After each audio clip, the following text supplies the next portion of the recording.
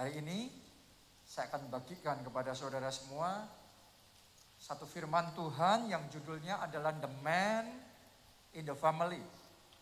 Pria dalam keluarga. Jadi dalam bulan ini kita masih dalam seri khotbah Me and My Family.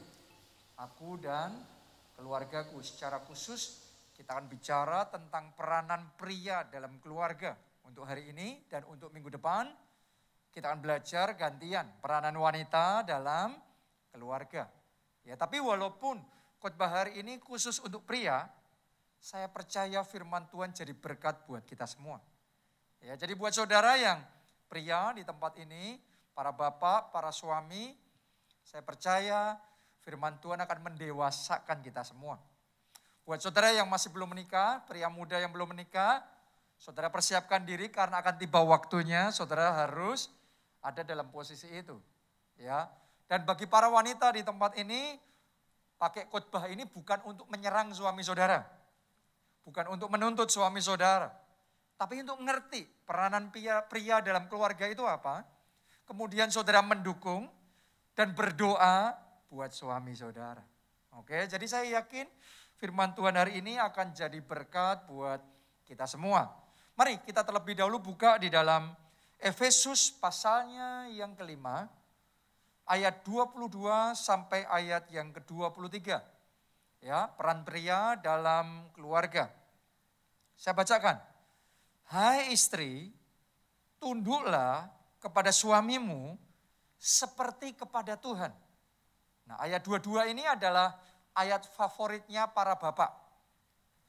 Ya, setiap kali pertengkaran terjadi dalam keluarga, ayat ini jadi jurus pamungkas. Hai istri, tunduklah pada suami.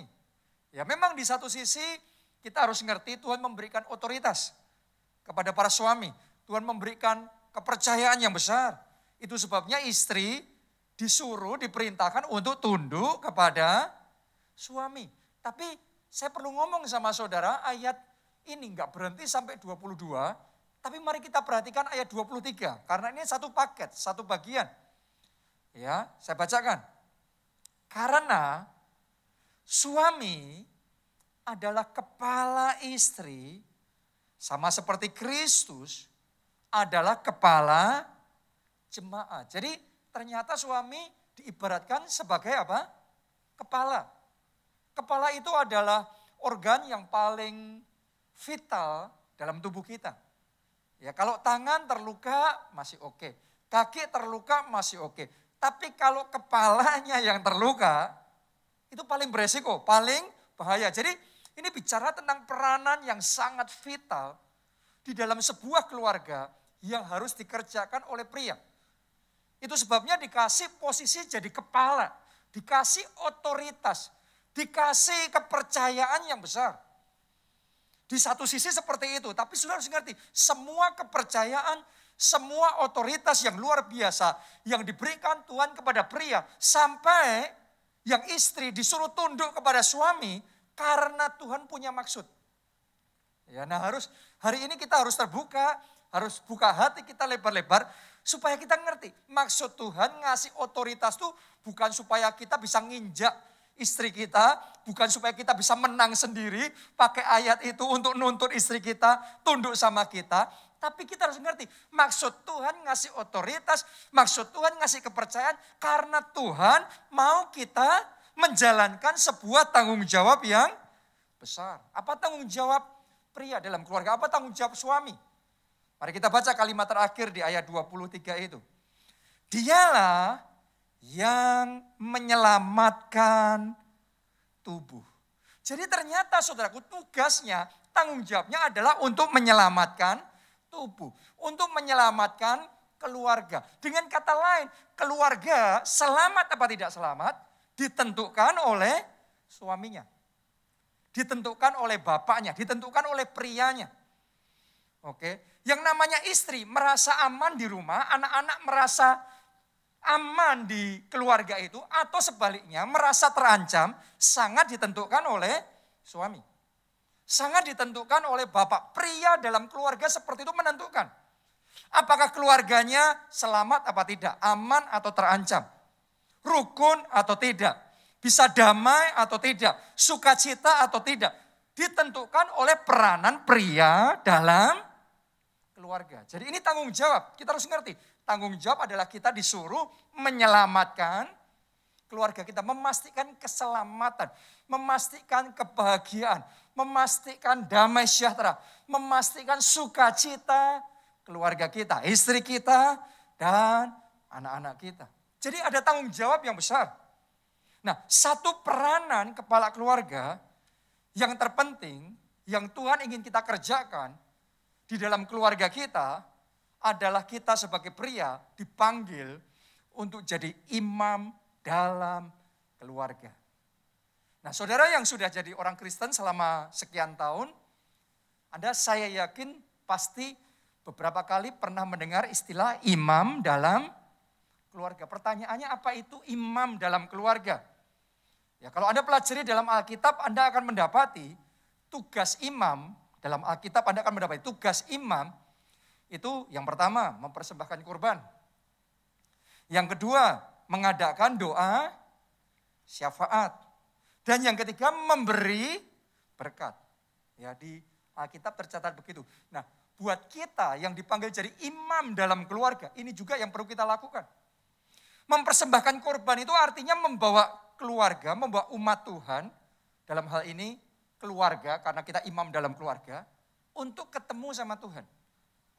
Untuk mendekat sama Tuhan. Harusnya sebagai kepala keluarga, sebagai imam dalam keluarga, kita punya tanggung jawab membawa keluarga kita maju di dalam Tuhan. Bertumbuh di dalam Tuhan. Jangan sampai terbalik. Ya, gara-gara kita, keluarga kita nggak bisa bertumbuh. Malah dihalangi, nggak boleh maju di dalam Tuhan. Sadarilah kita dipanggil jadi imam dalam keluarga. Tugas yang kedua adalah apa? Berdoa buat keluarga. Do you pray for your family? Saya mau tanya di sini para bapak, para pria, para suami di sini. Do you pray for your family? Apakah Anda berdoa buat keluarga saudara, berdoa buat istri, berdoa buat anak-anak? Kapan terakhir kali Anda berdoa buat keluarga? Ya, karena tugasnya di situ salah satunya juga adalah memberkati keluarga. Memberi berkat buat keluarga. Kadang-kadang sangat disayangkan, saya perhatikan di beberapa keluarga. Bukannya yang suami, yang bapak membawa berkat buat keluarganya, tapi sebaliknya malah mengeringkan berkat istrinya. Mengeringkan berkat anak-anaknya. Saudaraku, kadang-kadang ada perilaku tertentu yang membuat keluarga jadi malah kering kerontang karena suami, karena bapak. Hari ini mari kita tanggapi pesan firman Tuhan ini, responi pesan firman Tuhan hari ini, bangkit jadi imam dalam keluarga. Kalau Anda mau teliti di dalam Alkitab, saudara akan menemukan satu teladan yang luar biasa, seorang imam dalam keluarga. Ya, seorang suami dan seorang bapak yang benar-benar jadi imam dalam keluarga. Namanya adalah Ayub. Mari kita baca Ayub 1 ayat yang kelima. Setiap kali apabila hari-hari pesta telah berlalu, Ayub memanggil mereka. Mereka di sini adalah anak-anaknya. Dan menguduskan mereka. Coba Anda renungkan. Ayub melakukan satu proses untuk apa? Menguduskan anak-anaknya. Keesokan harinya pagi-pagi bangunlah Ayub. Lalu apa? Mempersembahkan korban bakaran sebanyak jumlah mereka sekalian. Anak Ayub 10 orang saudaraku. Jadi dia mempersembahkan korban bakaran sebanyak jumlah mereka sekalian. Sebab pikirnya mungkin anak-anakku sudah berbuat dosa dan telah mengutuki Allah di dalam hati. Kalimat terakhir perhatikan. Demikianlah dilakukan Ayub senantiasa.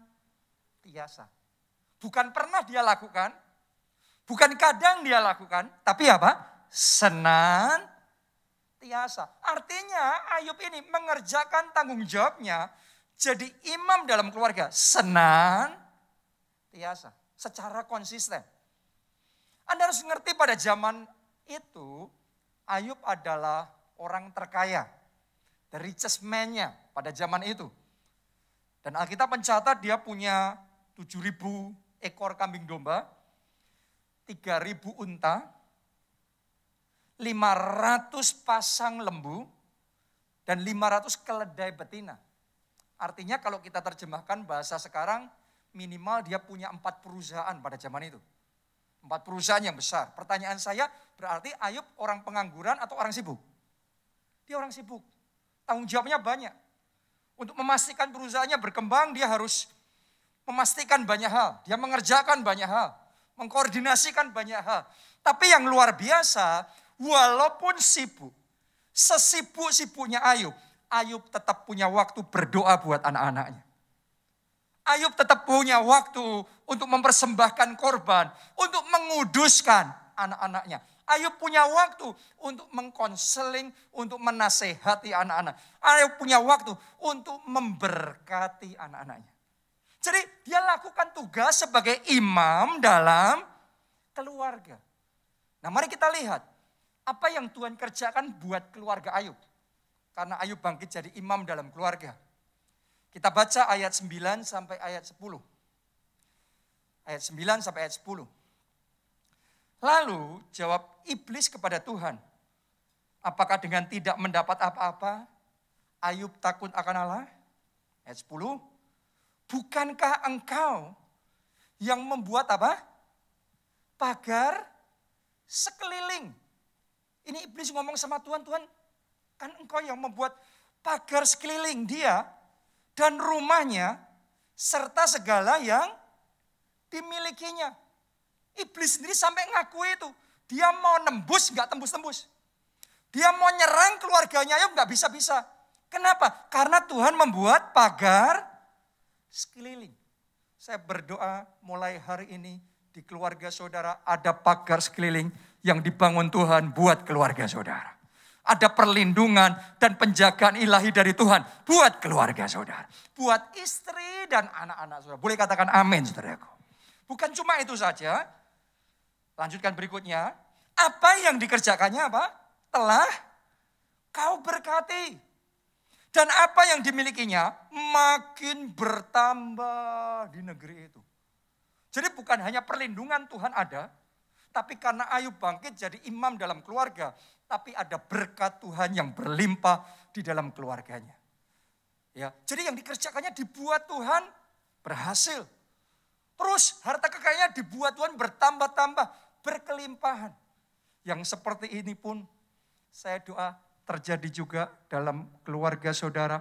Berkat, kasih karunia, kelimpahan dicurahkan bagi keluarga saudara. Boleh katakan amin. Tepuk tangannya boleh yang paling meriah buat Tuhan.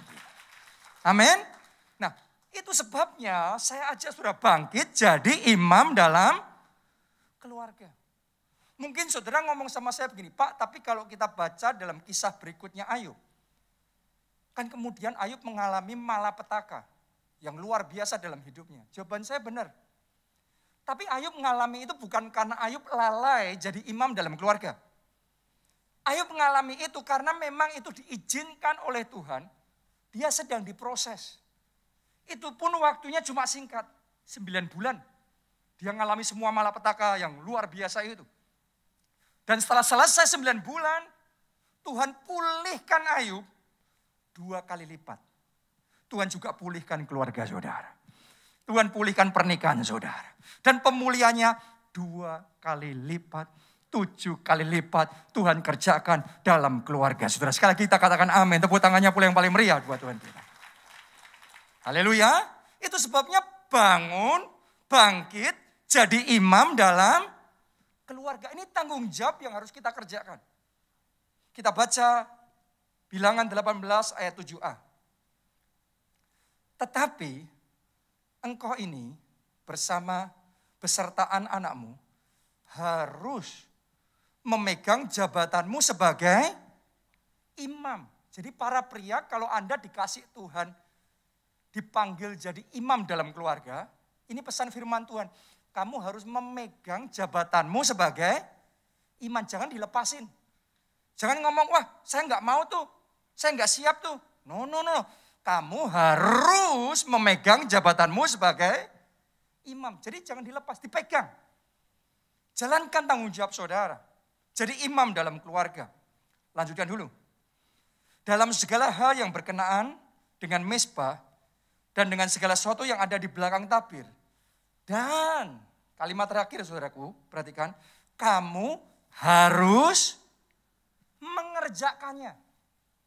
Oke, jadi tentang pria jadi imam dalam keluarga. Ini pesan firman Tuhan. Kamu harus mengerjakannya. Ini bukan sebuah pilihan.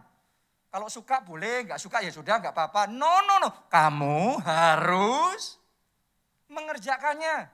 Tahukah saudara banyak keluarga kacau, saya perhatikan hari-hari ini, bukan karena suaminya berbuat dosa atau melakukan hal yang salah.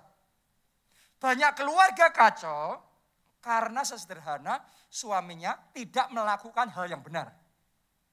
Ada bedanya ya, bukan karena suaminya selingkuh. Tapi karena suaminya nggak ngerti. Jadi suami itu, jadi bapak itu harus ngerjain apa? Apa yang harus dilakukan? Itu sebabnya mari kita buka diri kita hari ini, sekarang ini. Ya, kita akan belajar lebih dalam lagi tentang peran imam dalam keluarga. Kita akan teliti lebih detail satu persatu. Ya, 3 peran imam dalam keluarga. Nomor 1, Anda para suami, para bapak, Anda dipanggil jadi imam dalam keluarga. Peran pertama adalah menjaga api roh tetap menyala dalam keluarga kita. Kita baca dulu Imamat 6 ayatnya yang ke-12. Saya bacakan buat saudara. Api yang di atas mezbah itu harus dijaga supaya terus menyala. Jangan dibiarkan padam. Sampai di situ aja pembacaan kita. Jadi kalau Anda jadi imam pada zaman itu, untuk bangsa Israel, ini petunjuknya. Api yang ada di mezbah Tuhan, di bait Allah, itu harus dijaga supaya tetap menyala, jangan sampai padam. Jadi imam bertanggung jawab untuk memperhatikan, untuk mengawasi, untuk memastikan pokok apinya enggak boleh padam, harus tetap menyala. Kalau kita jadi imam di zaman itu, kita enggak bisa ngomong, ups, lupa saya, sorry ya, terus dihidupin lagi. No. Api itu harus dijaga supaya tetap menyala, enggak boleh padam. Demikian pula sebagai imam dalam keluarga, kita harus memastikan api kehidupan rohani istri dan anak-anak kita dengan Tuhan harus dijaga supaya kehidupan rohaninya tetap bertumbuh, api rohnya tetap berkobar, doa pribadinya tetap menyala. Kita harus pastikan keluarga kita, keluarga yang berdoa, keluarga yang beribadah, keluarga yang menyembah, keluarga yang berakar kuat di dalam firman. Itu tanggung jawab kita sebagai imam. Oke, banyak suami, banyak bapak, banyak pria dalam keluarga belum mengerti tanggung jawab ini. Kita pikir ya ke gereja bagus, enggak ya enggak apa-apa. Berdoa, puji Tuhan, anak saya berdoa, kalau enggak ya mau gimana lagi. No. Api itu harus dijaga supaya tetap menyala. Kita harus pastikan keluarga kita bertumbuh secara rohani. Kita harus pastikan keluarga kita beribadah, keluarga kita melayani, keluarga kita berdoa, keluarga kita maju di dalam kehidupan rohaninya. Saya bacakan satu teladan yang diberikan oleh Yosua kepada kita semua. Yosua 24 ayatnya yang ke-15. Kalimat terakhir aja ya. Kalimat terakhir saya bacakan buat saudara.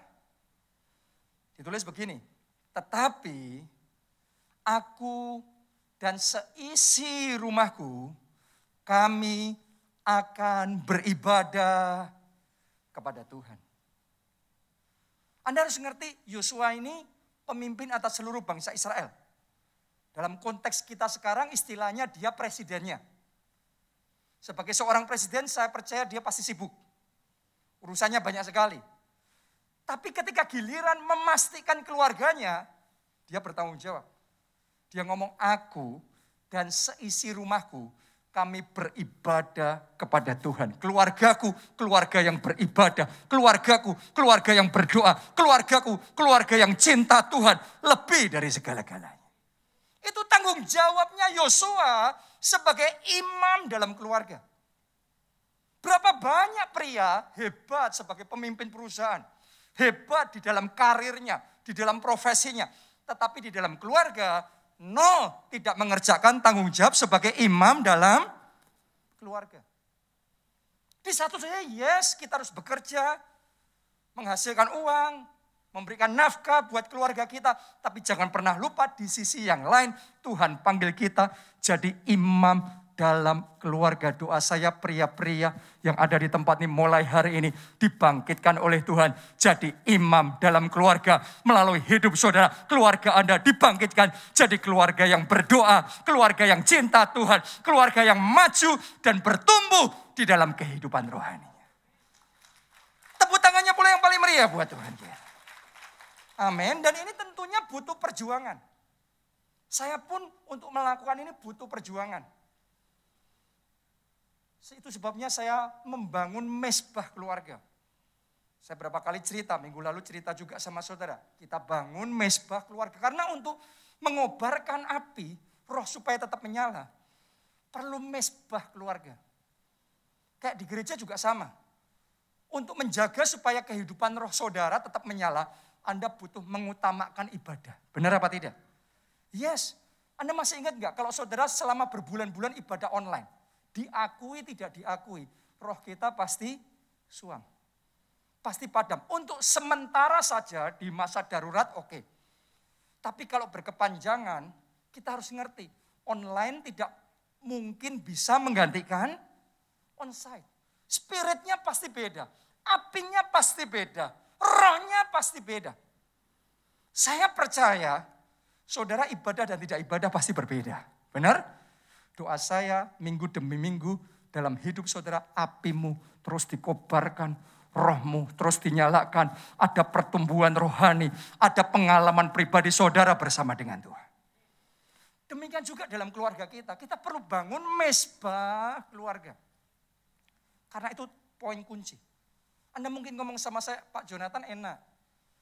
Pak Jonathan pendeta, Bu Nita juga pendeta. Berarti anak-anaknya malaikat semuanya. Pasti happy banget kalau diajak berdoa, memuji, menyembah Tuhan. Oh, saya mesti ngomong sama saudara. Pertama kali saya memulai mesbah keluarga, itu harus gelut dulu sama anak saya, saudaraku. Wah, harus tarik-tarikan dulu, harus memastikan itu sebabnya Anda diberikan otoritas.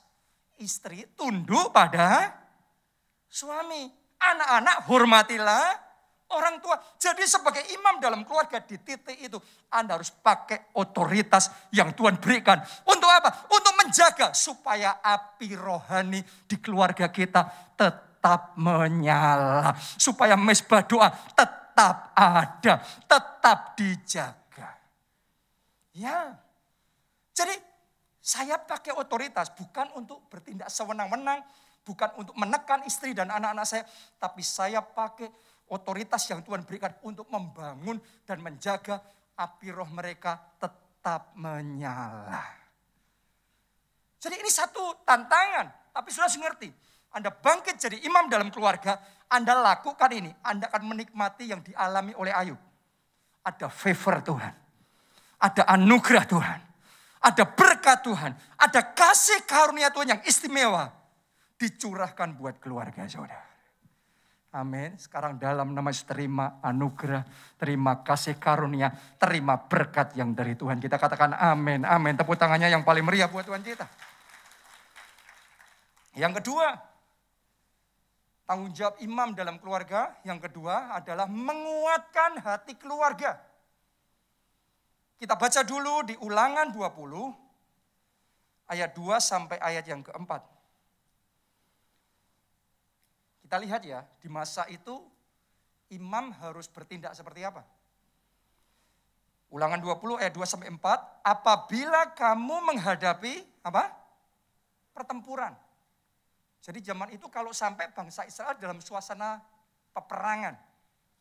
Saya mesti ngomong sama saudara semua yang ada di tempat ini, ada waktu-waktu tertentu di mana keluarga kita juga sedang menghadapi peperangan. Di mana istri menghadapi pergumulan. Anak-anak menghadapi pertempuran dalam kehidupan mereka.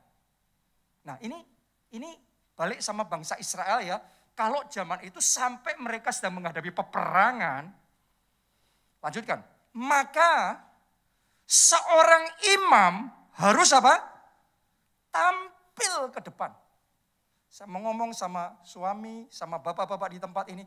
Kalau istrimu dan anak-anakmu sedang menghadapi pertempuran, maka imam dalam keluarga harus tampil. Jangan sembunyi. Jangan pasif dan gak ngelakuin apa-apa. No. Ini pesan firman Tuhan. Seorang imam harus tampil ke depan. Dan apa? Berbicara kepada rakyat. Rakyat saudara ya istri dan anak-anak saudara. Oke.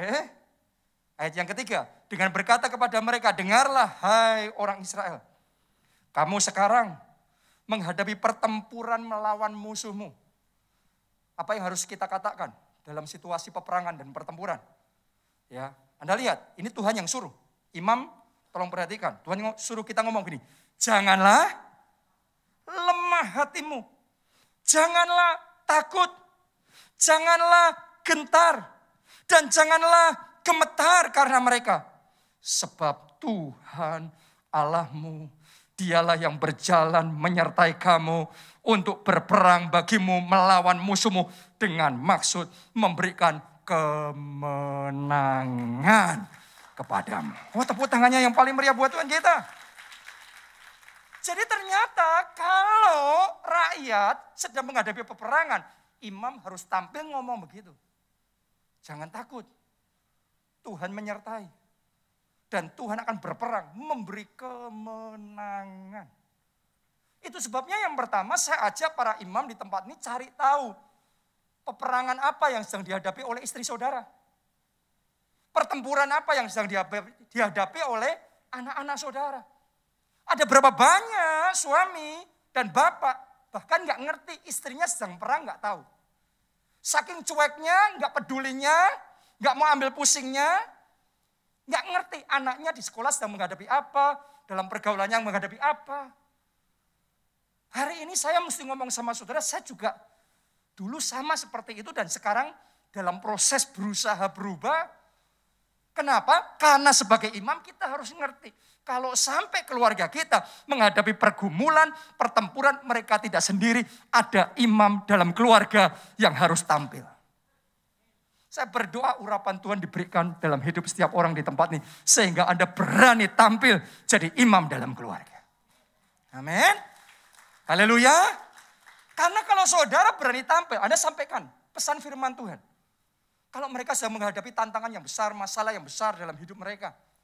Karena setiap orang itu ya kadang-kadang menghadapi situasi tertentu dalam hidupnya. Butuh untuk apa? Dikuatkan. Dibesarkan hatinya. Dibangun imannya. Dan keluarga kita kuat apa tidak? Istri kita bisa menang apa tidak melalui peperangan itu? Anak-anak kita bisa lulus apa tidak melalui pergumulan itu?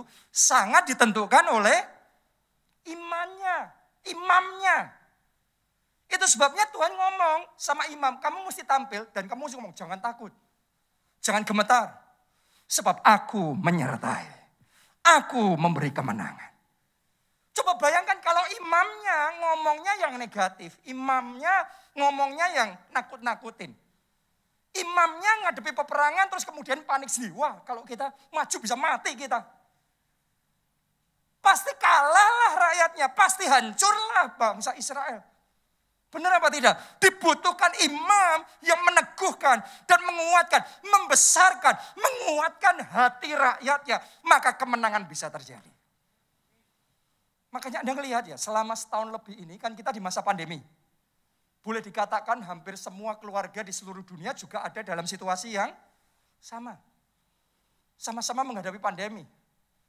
Melalui resesi, melalui krisis, dan macam-macam. Termasuk krisis emosional dan berbagai macam hal. Ngalaminya sama, periodenya sama, tapi yang dirasakan berbeda.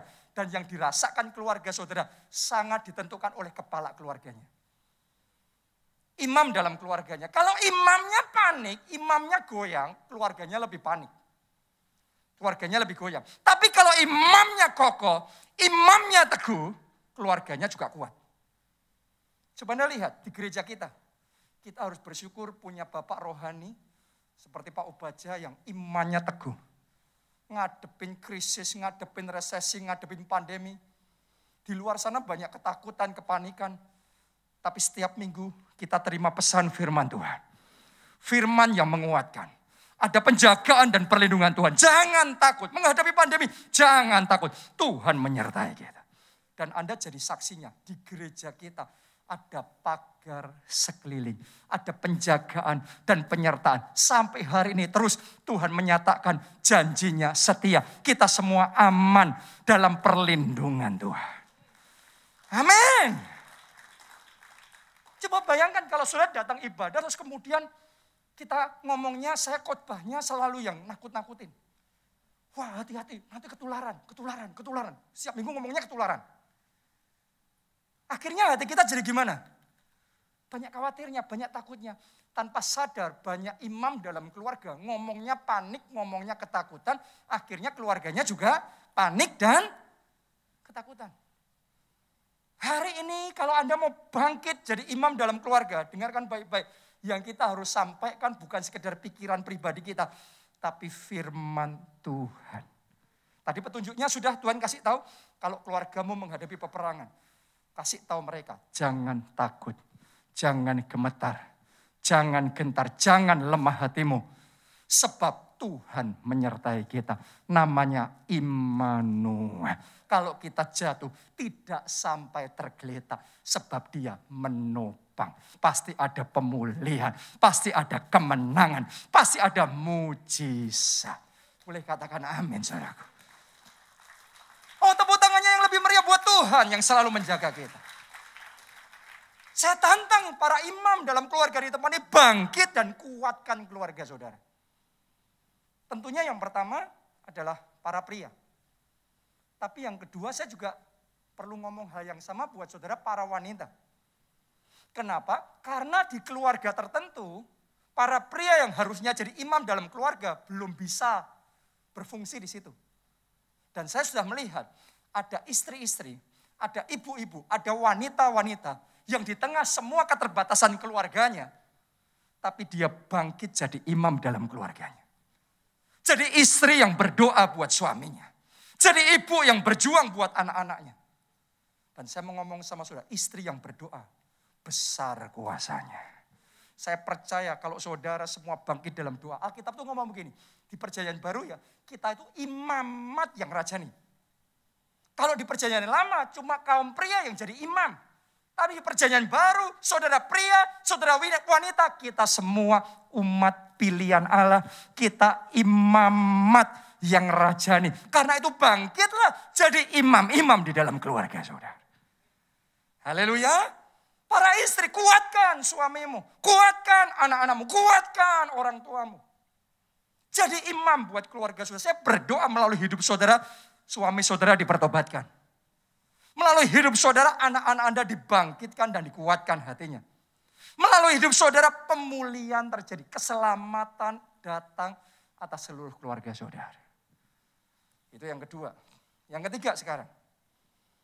Yang ketiga, tugas imam dalam keluarga adalah mendengarkan dan membantu mengambil keputusan. Kita baca dulu Ulangan 17 ayat 8-9. Apabila sesuatu perkara terlalu sukar bagimu untuk diputuskan.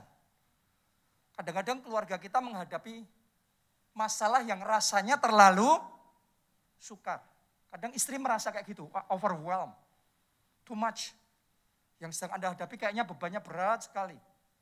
Mungkin anak-anak saudara sedang menghadapi kebingungan di dalam hidup mereka. What to do? What decision to choose?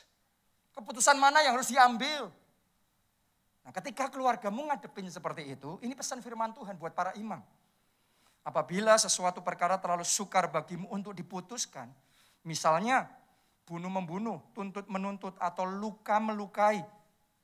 Ya berarti kasusnya banyak kan? Berbagai macam kasus nih. Perkara pendakwaan di dalam tempatmu. Maka haruslah engkau pergi menghadap ke tempat yang akan dipilih Tuhan Allahmu. Haruslah engkau pergi kepada siapa? Imam. Ditulis di situ kepada imam-imam. Orang Lewi. Dan kepada hakim yang ada pada waktu itu. Dan meminta apa? Putusan. Ini decision. Mereka akan memberitahukan kepadamu keputusan hakim. Jadi ternyata tugas imam salah satunya adalah membantu supaya kita bisa mengambil keputusan yang bijaksana. Demikian pula imam dalam keluarga. Saudara punya tanggung jawab untuk membantu keluarga saudara ambil keputusan yang bijaksana. Ya, keputusan gampang. A apa B, tinggal milih A, B gampang. Ya apa tidak? Ya tidak gampang. Tapi konsekuensinya menyertai keputusan itu. Kalau keputusannya sembarangan, keputusannya salah, maka akhirnya kacau balau. Sebaliknya keputusan benar akan mendatangkan kemenangan dan kemajuan. Doa saya mulai hari ini keputusan demi keputusan yang diambil di keluarga saudara adalah keputusan yang benar, yang mendatangkan kemajuan, mendatangkan kemenangan, dan mendatangkan kemuliaan Allah dinyatakan dalam keluarga saudara. Karena itu imam harus membantu mengambil keputusan. Saya mau cerita aja kesaksian sama saudara. Waktu dulu saya masih remaja, saya bersyukur sekali saya ada di dalam keluarga di mana papa saya benar-benar bisa berfungsi jadi imam dalam keluarga. Pada waktu itu saya mengalami kebingungan, saya kayak ada di persimpangan jalan. Di satu sisi saya itu sangat kepingin mengejar cita-cita saya. Sejak dari kecil saya mau jadi pengusaha yang berhasil. Jadi bisnismen yang sukses. Tapi di sisi yang lain, saya merasakan di hati saya juga, rasanya kok ada panggilan Tuhan dalam hidup saya untuk jadi hamba Tuhan sepenuh waktu. Saya bingung, saya mesti seperti apa. Dan di momen itu saya cerita sama orang tua saya cerita sama papa saya. Dan saya bersyukur dia nggak pernah paksakan pendapatnya ke saya, tapi dia ngasih gambaran. Kalau kamu pilih yang ini, nanti jalan hidupmu kayak gini, konsekuensinya kayak gini. Tapi kalau kamu pilih yang satunya lagi, nanti ini yang kamu alami. Ini yang Tuhan akan kerjakan dalam hidupmu. Konsekuensinya yang kamu hadapi seperti ini. Tapi apa yang Tuhan mau buat akan jadi seperti ini. Saya mulai melihat, saya mulai bisa berpikir, saya mulai bisa merenungkan. Dan di situ saya dibantu sehingga saya bisa ambil keputusan yang benar yang sampai hari ini tidak pernah saya sesali. Dan karena satu keputusan itu, saya benar-benar bisa ada di dalam jalur Tuhan, menggenapi rencana Tuhan dalam kehidupan saya. Kenapa? Karena ada orang tua, karena ada pria dalam keluarga yang mau bangkit jadi imam, yang mau memberikan hidupnya, hikmatnya dibagikan, sehingga anak-anaknya bisa mengambil keputusan yang tepat. Saya juga masih ingat ketika pertama kali saya diutus untuk memulai gereja, merintis gereja di kota Jogja. Waktu umur saya masih 20 tahun. Jadi gembala umur 20 tahun. Ya itu gak mudah, momen yang, karena saya gak pengalaman, saya masih hijau, masih mentah sekali, belum ngerti apa yang harus saya lakukan. Banyak salahnya, banyak bingungnya. Saya harus ngadepi berbagai macam jenis orang, berbagai macam situasi. Dan saya masih ingat di waktu itu, saya selalu pulang pergi Jogja Solo. Di Jogja pelayanan, di Solo balik sama keluarga, saya sharing, saya cerita. Itu momen pemuritan. Di momen itu saya cerita dan Pak Obaja, orang tua saya ngasih selalu gambaran, selalu dia bagikan hikmatnya. Ya, ngadepin situasi seperti ini caranya kayak gini. Ngadepin situasi kayak gitu caranya gitu. Kalau jenis orang yang kayak gini, kamu mesti cara berurusannya seperti ini. Jadi diajarin step by step. Terus sebagai pemimpin, caranya memimpin gereja dari fase A ke fase B begini. Dari fase B ke C seperti ini. Terus saya diajarin. Pak Ubaja nggak ngambil alih posisi saya, kamu nggak bisa, kamu masih belum apa-apa, sudah minggir sana, saya ngambil alih. No, nggak pernah seperti itu. Tapi dia menasehati, dia mengkonseling saya, dia memberikan arahan, gambaran, sehingga saya bertumbuh di dalam hikmat, di dalam pengertian, saya bisa mengambil keputusan yang lebih bijaksana dari waktu ke waktu, sejak saat itu sampai sekarang. Tidak pernah saya mengalami kemunduran. Tuhan selalu bawa from glory to glory. Setiap tahun selalu lebih terang, lebih bersinar. Mau pandemi, mau resesi, kemuliaan Tuhan tidak bisa dihambat oleh pekerjaan manapun juga. Oleh halangan manapun juga. Yang namanya kemuliaan Tuhan itu nyata atas kita. Kenapa? Karena ada orang yang bangkit jadi imam dalam keluarga. Artinya gini, masa depan keluargamu, masa depan anak-anakmu, turut ditentukan apakah kita mau bangkit jadi imam dalam keluarga apa tidak. Kalau orang tuanya lepas tangan, kalau bapaknya lepas tangan, sudah anaknya mati-mati sendiri, hidup-hidup sendiri, sudah berjuang sendiri, gak pernah ngarahin, ya mungkin bisa. Tapi kalau ada imam dalam keluarga yang ngerti bagaimana membina, bagaimana mengarahkan, bagaimana membantu mengambil keputusan, Anda kan melihat yang namanya generational blessing. Yang namanya berkat keturunan. Seperti yang dialami keluarganya Abraham, Ishak, dan Yakub. Makanya Allah Israel disebut Allah Abraham, Allah Ishak, dan Allah Yakub. Enggak terpisah sendiri-sendiri, enggak urusan sendiri-sendiri. No, ini berkelanjutan. Kenapa? Karena ada berkat keturunan. Doa saya di keluarga sudah ada berkat keturunan itu. Ada pagar sekeliling saudara. Ada perlindungan dan penjagaan Tuhan. Ada anugerah dan kasih karunia Tuhan di dalam keluarga saudara. Jadi ternyata untuk jadi pria dalam keluarga, jadi suami, jadi bapak dalam keluarga, gak segampang itu ya. Tanggung jawabnya besar ya. Karena itu kita dikasih otoritas yang besar. Jadi kepala keluarga mewakili Tuhan. Makanya istri disuruh tunduk supaya apa? Karena Tuhan tahu tanggung jawab kita besar. Jadi lebih daripada kita nuntut istri dan anak-anak kita tunduk sama kita. Mari kita datang minta sama Roh Kudus. Berikan kekuatan supaya aku bisa jadi imam dalam keluarga. Supaya kita bisa mengerjakan tanggung jawab kita jadi imam dalam keluarga. Maka Anda akan melihat campur tangan Tuhan nyata dalam keluarga saudara. Amin. Anda mau itu? Kita bangkit berdiri. Ini keluargaku Tuhan, berkati dan lindungi semua, jagaiku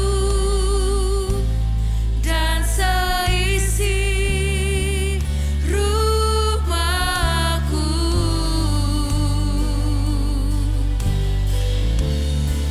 sampai akhir hidupku Tuhan. Ku mau setia melayanimu, ku bahagia jadi keluarga Allah. Mari semuanya kita angkat dua tangan kita bersama-sama kita katakan. Ini Keluargaku Tuhan, berkati dan lindungi semua, jagaiku dan seisi rumahku. Amin. Amin. Sampai akhir. Sampai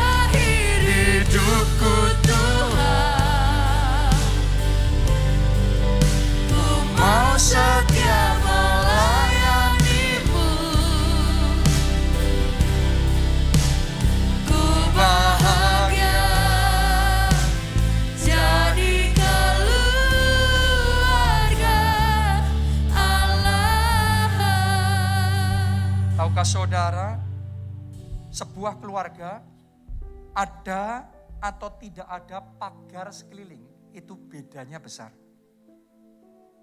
Tanpa pagar perlindungan Tuhan itu, iblis mau nyerbu, gak ada pertahanan sama sekali, langsung dia porak-porandakan segalanya. Makanya Anda lihat, di banyak keluarga gampang sekali diserang, gampang sekali diserbu, gampang sekali dirobohkan. Ada perkara sedikit langsung goyang, ada masalah sedikit langsung cepat sekali, kerusakannya parah sekali. Tapi sebaliknya, ada keluarga tertentu yang benar-benar under divine protection. Ada perlindungan, proteksi ilahi yang luar biasa. Iblis sampai nggak ketemu caranya, celahnya di mana untuk masuk, untuk menggoyang, untuk menghancurkan. Bukan berarti nggak ada masalah, masalah selalu ada. Tapi penjagaan Tuhan nyata, perlindungan Tuhan nyata. Saya mau berdoa supaya dalam keluarga saudara ada pagar perlindungan Tuhan, ada pagar penjagaan Tuhan. Saya mau berdoa dalam keluarga saudara ada favor yang dari Tuhan, ada anugerah, ada kasih karunia yang dari Tuhan itu. Karena itu untuk Anda bisa mengalami semuanya itu dimulai dari serahkan hidupmu kepada Yesus. Saya ajak saudara, mari kita buka hati. Mari kita undang Yesus jadi Tuhan dan Juru Selamat dalam hidup kita. Karena dia akan jadi penyelamat, dia akan jadi pagar di sekeliling kita. Yang menjaga hidup kita. Dia akan perintahkan malaikat-malaikat surgawinya berjaga di sekeliling keluarga kita.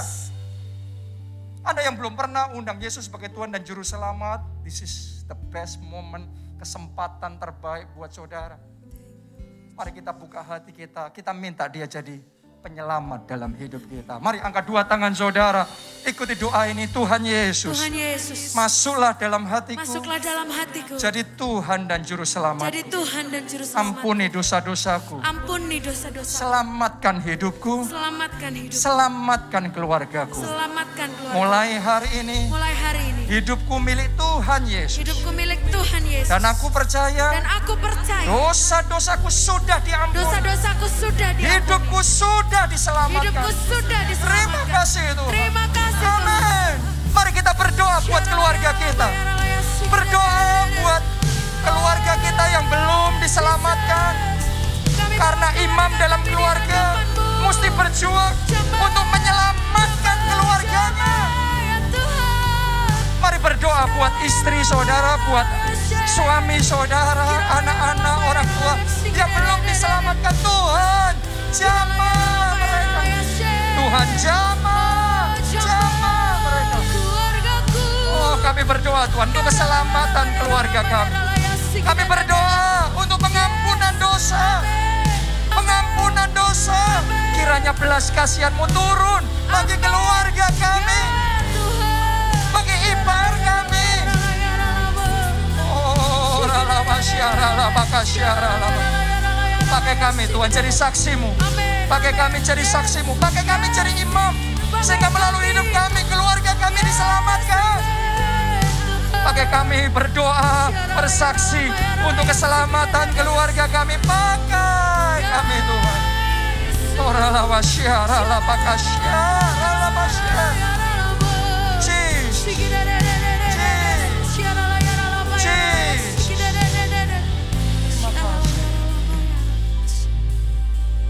Yang kedua saudaraku, hari ini firman Tuhan memanggil kita untuk bangkit jadi imam dalam keluarga. Tentunya yang pertama khusus kepada para pria terlebih dahulu. Anda dipanggil jadi imam dalam keluarga. Ingat baik-baik, banyak keluarga kacau bukan karena prianya berbuat dosa atau melakukan hal yang salah. Saya perhatikan banyak keluarga kacau karena prianya tidak melakukan apa yang harusnya dia lakukan. Itu sebabnya kita hari ini belajar tanggung jawab pria dalam keluarga, imam dalam keluarga seperti apa. Mari kita bertumbuh. Mari kita bertumbuh. Karena firman Tuhan ngomong jabatan imam itu harus kamu pegang. Tugas imam itu harus kamu kerjakan. Ayo pria-pria di tempat ini, mari kita bangkit jadi imam dalam keluarga. Demikian juga yang wanita. Ingat baik-baik di perjanjian baru kita semua imamat yang rajani. Gak seperti di perjanjian lama hanya pria yang jadi imam. Tapi di perjanjian baru Tuhan pakai pria, Tuhan juga pakai wanita. Melalui wanita banyak keluarga dipulihkan.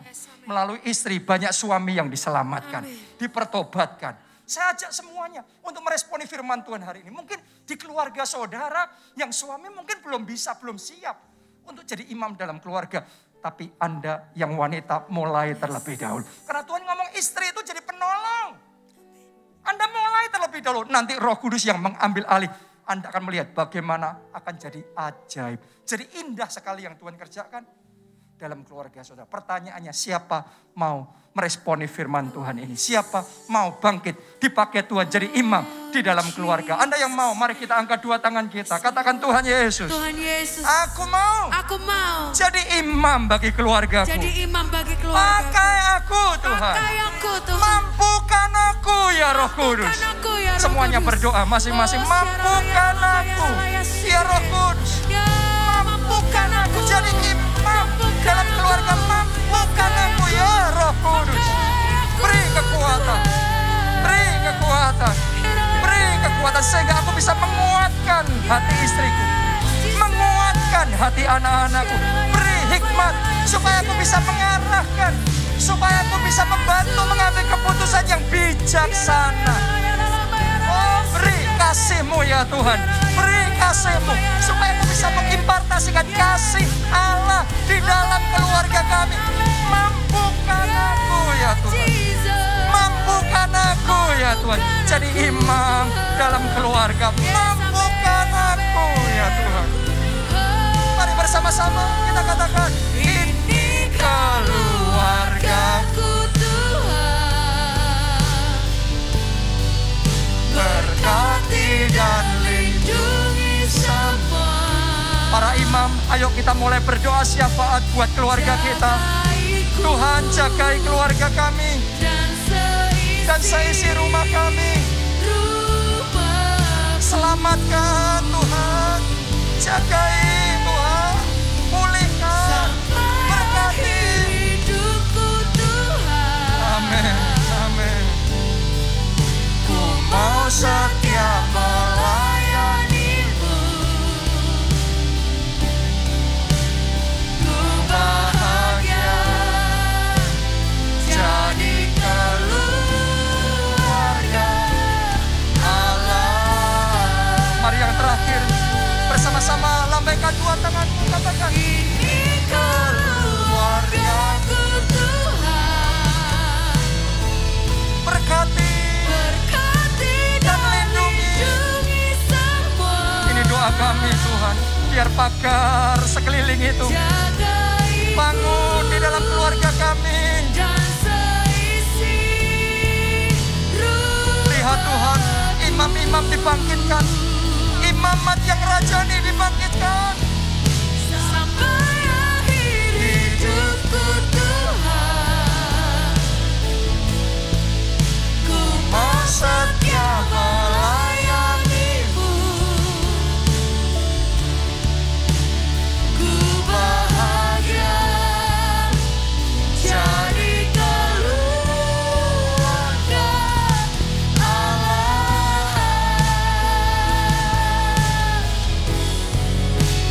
Ku bahagia jadi keluarga Allah.